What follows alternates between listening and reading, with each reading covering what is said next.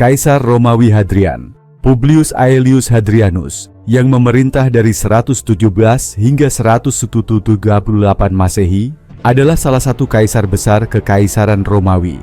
Ia dikenal terutama karena memperkuat perbatasan kekaisaran, membangun tembok Hadrian di Inggris, dan mereformasi pemerintahan serta militer. Namun, dalam konteks sejarah Islam, Hadrian tidak memiliki peran sentral secara langsung karena kehidupannya terjadi sebelum lahirnya Islam pada abad ke-7.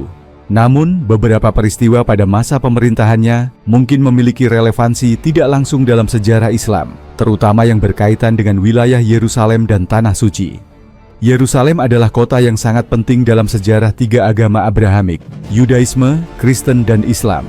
Hadrian memerintah pada periode di mana Yudaisme dan Kekristenan masih dominan di wilayah ini. Setelah pemberontakan Bar Kokhba yang dipimpin oleh kaum Yahudi melawan kekuasaan Romawi, Hadrian menghancurkan Yerusalem dan mendirikan kota baru di atasnya dengan nama Aelia Capitolina. Ia juga membangun kuil Jupiter di lokasi yang sangat suci bagi orang Yahudi, yaitu di atas reruntuhan Bait Suci kedua. Dari perspektif Islam, tempat ini adalah situs Masjid Al-Aqsa dan Kubah Batu, Dome of the Rock, yang menjadi lokasi sakral dalam sejarah Islam. Meskipun Hadrian tidak terkait langsung dengan Islam, tindakannya di Yerusalem memiliki dampak jangka panjang yang berhubungan dengan perkembangan kota ini sebagai pusat keagamaan. Hadrian mengalahkan pemberontakan Yahudi dengan sangat keras, dan banyak orang Yahudi dipaksa untuk meninggalkan Palestina, yang kemudian mempengaruhi komposisi etnis dan keagamaan di wilayah tersebut. Hal ini membuka jalan bagi perkembangan agama Kristen dan kemudian Islam di tanah tersebut.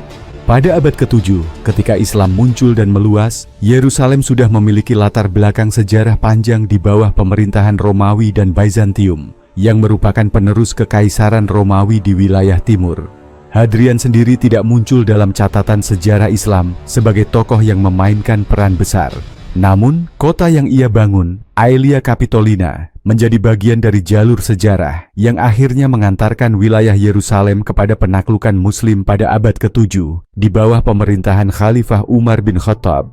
Lokasi yang ditinggalkan oleh Hadrian menjadi salah satu situs paling suci dalam Islam, terutama Masjid Al-Aqsa yang disebut dalam Al-Quran sebagai bagian dari peristiwa Isra dan Mi'raj Nabi Muhammad SAW.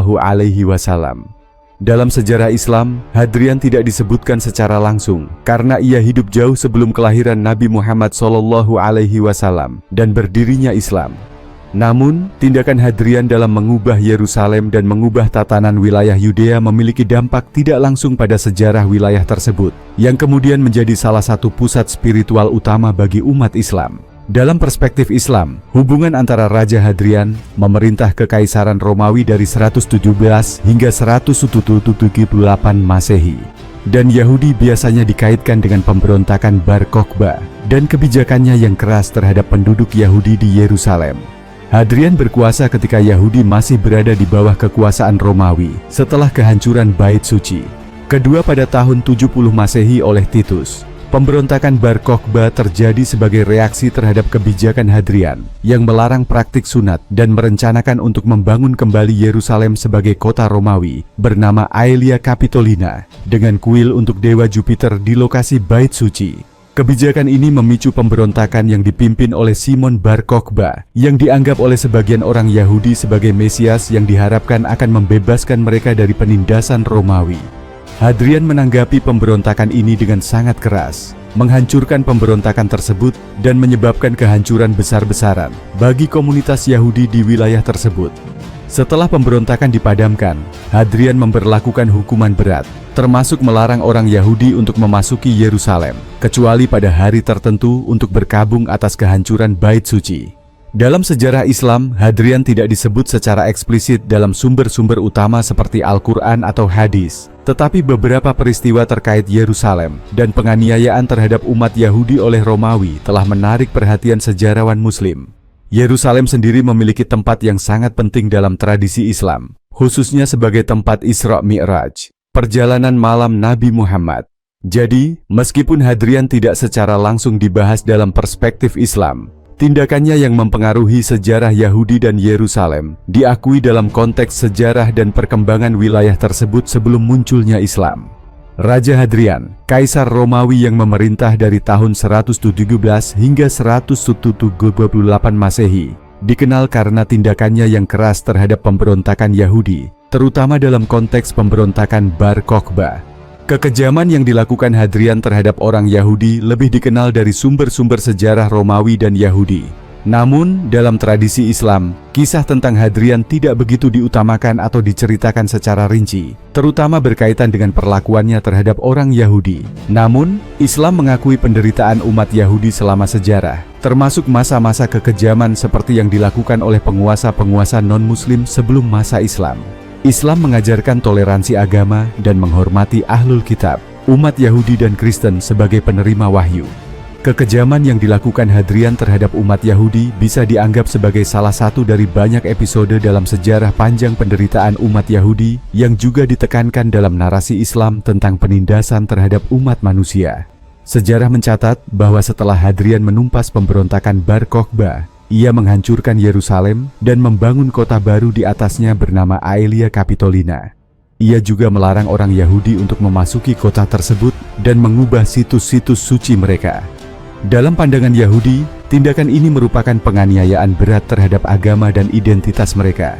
Jika dilihat dari perspektif Islam, tindakan semacam itu, yang melibatkan penghancuran situs-situs suci dan penganiayaan terhadap sekelompok umat beragama, jelas tidak sesuai dengan ajaran Islam tentang perlindungan tempat ibadah dan hak beragama. Secara keseluruhan, meskipun Hadrian tidak muncul secara khusus dalam teks-teks Islam, tindakan kerasnya terhadap orang Yahudi pada masa pemberontakan Bar Kokhba dipandang sebagai bagian dari sejarah penindasan yang juga diakui oleh Islam dalam konteks keadilan dan perlakuan terhadap kelompok beragama. Menurut sumber-sumber Islam, kondisi umat Yahudi pada masa Kaisar Romawi Hadrian sebelum pecahnya peperangan, terutama pemberontakan Bar Kokhba, digambarkan sebagai masa yang sulit bagi mereka. Hadrian berupaya mengurangi pengaruh agama dan kebudayaan Yahudi di wilayah kekaisarannya. Beberapa langkah yang diambil oleh Hadrian yang memperburuk hubungan dengan umat Yahudi adalah: Hadrian melarang beberapa ritual utama dalam agama Yahudi, termasuk khitan. Ini dianggap sebagai pelanggaran serius terhadap keyakinan Yahudi, karena sunat adalah salah satu perintah fundamental dalam agama mereka. Hadrian mendirikan sebuah kota baru di reruntuhan Yerusalem yang telah hancur dalam Perang Yahudi Romawi pertama. Kota itu dinamai Aelia Capitolina, dan sebuah kuil untuk dewa Jupiter dibangun di lokasi Bait Suci Yahudi. Tindakan ini sangat menghina umat Yahudi yang menganggap Bait Suci sebagai tempat tersuci mereka. Hadrian memberlakukan kebijakan yang lebih ketat terhadap umat Yahudi dibandingkan dengan kelompok-kelompok lain, dan menekan mereka secara ekonomi dan politik. Mereka tidak diberi hak-hak yang sama seperti warga Romawi lainnya, yang semakin meningkatkan ketegangan. Dalam konteks Islam, Hadrian digambarkan sebagai pemimpin yang zalim terhadap umat Yahudi, yang pada akhirnya memicu pemberontakan besar yang dipimpin oleh Simon Bar Kokhba. Meskipun pada awalnya pemberontakan ini tampak berhasil, Romawi kemudian menindasnya dengan kejam. Pasukan Romawi menghancurkan Yerusalem, menewaskan banyak orang Yahudi, dan mengusir yang lainnya dari wilayah tersebut. Ini menandai berakhirnya kehadiran besar Yahudi di Palestina hingga masa modern. Pandangan Islam terhadap Hadrian ini mirip dengan pandangan umum sejarah tentang masa sulit yang dialami Yahudi di bawah pemerintahannya, terutama karena kebijakan anti-Yahudinya yang memicu konflik besar dan penindasan keras. Dalam pandangan ilmuwan Muslim dan ulama Islam, Kaisar Hadrian seringkali digambarkan sebagai seorang pemimpin yang menindas dan bertindak keras terhadap agama Yahudi, terutama terkait dengan pemberontakan Bar Kokhba dan penghancuran Yerusalem. Hadrian dikenal karena kebijakannya yang anti-Yahudi, yang memicu reaksi keras dari komunitas Yahudi pada zamannya. Beberapa pandangan terkait Hadrian yang berkembang dalam tradisi Islam mencakup hal-hal berikut. Hadrian sering dipandang sebagai sosok yang zalim dalam konteks hubungannya dengan umat Yahudi. Ulama dan sejarawan Muslim menganggap Hadrian bertindak sewenang-wenang dengan melarang praktik keagamaan Yahudi, terutama khitan dan ritual-ritual penting lainnya. Langkah ini dianggap sebagai serangan langsung terhadap agama Yahudi yang menimbulkan kebencian mendalam di kalangan mereka. Hadrian dikenal dalam sejarah Islam karena membangun kota Aelia Capitolina di reruntuhan Yerusalem dan mendirikan kuil untuk dewa Jupiter di tempat Bait Suci Yahudi berdiri. Tindakan ini dianggap sebagai pelecehan terhadap tempat suci yang memancing perlawanan dari umat Yahudi dan pada akhirnya memicu pemberontakan Bar Kokhba. Pemberontakan ini dilihat sebagai perjuangan bangsa Yahudi untuk membela agama dan tanah mereka dari dominasi Romawi. Namun Hadrian berhasil menghancurkan perlawanan tersebut dengan sangat brutal. Ulama Islam biasanya mengaitkan Hadrian dengan kekejaman dalam menumpas pemberontakan Bar Kokhba. Pemberontakan ini, yang berlangsung antara tahun 132 dan 135 Masehi, berakhir dengan kekalahan tragis bagi umat Yahudi, dan Romawi di bawah Hadrian melakukan pembantaian besar-besaran, serta pengusiran umat Yahudi dari Palestina. Beberapa riwayat menyebutkan bahwa penghancuran oleh Hadrian inilah yang akhirnya memicu diaspora besar Yahudi, yang disebut-sebut dalam beberapa tafsir sebagai bagian dari hukuman Allah Subhanahu wa Ta'ala kepada Yahudi karena keingkaran mereka di masa lampau. Hadrian seringkali dijadikan contoh dalam literatur Islam tentang penganiayaan terhadap umat beragama yang tertindas. Sikapnya yang keras dan penindasannya terhadap Yahudi menunjukkan contoh kekuasaan zalim yang melawan keyakinan agama dan kebebasan beribadah. Ini menjadi salah satu tema yang sering diangkat oleh ulama dalam diskusi tentang pentingnya keadilan dan kebebasan beragama dalam Islam. Beberapa tafsir dan pandangan ulama terkait Hadrian juga dihubungkan dengan narasi eskatologis, akhir zaman dalam Islam. Tindakan Hadrian dalam menekan umat Yahudi dan menghancurkan Bait Suci kadang dipandang sebagai bagian dari siklus sejarah, di mana bangsa-bangsa yang menentang Allah Subhanahu wa Ta'ala dan Rasul-Nya dihukum melalui sejarah panjang penderitaan dan pengusiran. Pengalaman umat Yahudi di bawah Hadrian dipandang sebagai peringatan tentang dampak dari menjauh dari wahyu ilahi. Secara umum, Hadrian dipandang oleh para ilmuwan Muslim dan ulama sebagai pemimpin yang menindas, yang tindakannya membawa dampak besar terhadap umat Yahudi, khususnya dalam menghancurkan pusat spiritual mereka di Yerusalem. Meskipun Hadrian mungkin bukan tokoh utama dalam diskusi keagamaan Islam, tindakannya seringkali diangkat sebagai bagian dari pelajaran moral dan spiritual yang lebih luas terkait kezaliman kekuasaan dan pentingnya perlindungan tempat-tempat suci. Pandangan para ilmuwan Muslim dan ulama Islam terkait pemberontakan Bar Kokhba biasanya didasarkan pada interpretasi sejarah yang menyelaraskan peristiwa ini dengan narasi Islam tentang hubungan antara kaum Yahudi, Romawi, dan perkembangan monoteisme di wilayah Palestina. Meskipun peristiwa Bar Kokhba tidak sering dibahas secara mendetail dalam sumber-sumber Islam, berikut adalah beberapa perspektif yang bisa diambil dari literatur Islam dan pandangan ulama terhadap peristiwa tersebut. Islam mengakui sejarah panjang umat Yahudi sebagai salah satu bangsa yang telah menerima wahyu dari Allah Subhanahu wa Ta'ala melalui nabi-nabi seperti Musa. Namun, ada juga narasi dalam Al-Quran dan hadis yang menyoroti penolakan sebagian umat Yahudi terhadap beberapa ajaran nabi, termasuk tindakan ketidaktaatan dan pelanggaran terhadap perintah Tuhan. Pemberontakan Bar Kokhba mungkin dilihat oleh para ulama sebagai salah satu contoh penolakan mereka terhadap ketentuan ilahi, khususnya karena dalam pemberontakan tersebut, mereka menolak kekuasaan Romawi dan mengklaim bahwa Bar Kokhba adalah Mesias yang dinanti. Ulama Islam secara umum menyebut Kaisar Romawi Hadrian sebagai penguasa yang menindas, tidak hanya terhadap Yahudi tetapi juga terhadap umat beragama lainnya di wilayah kekaisarannya.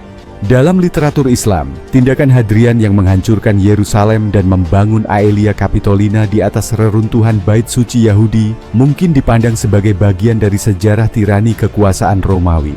Hadrian seringkali dianggap sebagai seorang kaisar yang mencoba menghapus identitas agama dan budaya lokal, termasuk upaya untuk menghapus Yahudi dari wilayah tersebut. Dalam Islam, sosok Simon Bar Kokhba tidak diakui sebagai Mesias. Beberapa ulama mungkin menafsirkan kegagalan pemberontakan Bar Kokhba sebagai bukti bahwa ia bukanlah Mesias yang dijanjikan. Dalam Islam, Al-Masih yang dinantikan adalah Nabi Isa yang akan turun di akhir zaman. Bar Kokhba yang diproklamasikan sebagai Mesias oleh Rabbi Akiva akhirnya gagal dalam misinya, dan banyak ulama Muslim mungkin melihat ini sebagai konfirmasi bahwa hanya Allah Subhanahu wa Ta'ala yang dapat menentukan utusan dan pembawa keselamatan. Islam memandang agama-agama monoteistik, termasuk Yahudi dan Nasrani, sebagai bagian dari sejarah wahyu ilahi. Pemberontakan Bar Kokhba mungkin dilihat sebagai pertempuran antara kaum Yahudi yang mencoba mempertahankan identitas religius mereka dan kekaisaran Romawi yang mewakili kekuatan paganisme. Dalam Islam, perjuangan melawan ketidakadilan adalah tema penting, dan pemberontakan melawan tirani Romawi mungkin dihargai dalam konteks ini. Namun, dukungan terhadap pemberontakan itu tidak diterima sepenuhnya karena Bar Kokhba dinilai sebagai sosok yang salah dalam mengklaim posisi Mesias. Bagi para ulama Islam, ada juga pelajaran tentang ujian dan kesabaran yang bisa diambil dari perang ini. Peristiwa pemberontakan Bar Kokhba mungkin dipandang sebagai salah satu dari banyak ujian yang dihadapi Bani Israel karena tindakan-tindakan mereka. Ulama seringkali menyoroti bagaimana umat yang meninggalkan kebenaran dan tidak mengikuti perintah Tuhan dapat mengalami penderitaan sebagai bagian dari kehendak ilahi. Hadis-hadis tentang ujian umat-umat terdahulu seringkali menjadi refleksi bagi umat Muslim agar tetap berada di jalan yang lurus. Pandangan ulama Islam terhadap pemberontakan Bar Kokhba seringkali dikaitkan dengan narasi teologis tentang peran Yahudi dalam sejarah wahyu, ujian umat terdahulu, dan penindasan di bawah kekuasaan Romawi. Konflik tersebut dilihat dalam kerangka yang lebih besar dari sejarah penolakan atau penerimaan umat terhadap pesan-pesan ilahi, dan bagaimana klaim yang salah terhadap posisi kenabian atau mesianis selalu berakhir dengan kegagalan. Meskipun peristiwa ini tidak mendominasi diskusi ulama Islam, maknanya dalam sejarah umat Yahudi di bawah kekuasaan Romawi dan pelajaran-pelajaran yang dapat dipetik tetap memiliki relevansi bagi pandangan dunia Islam.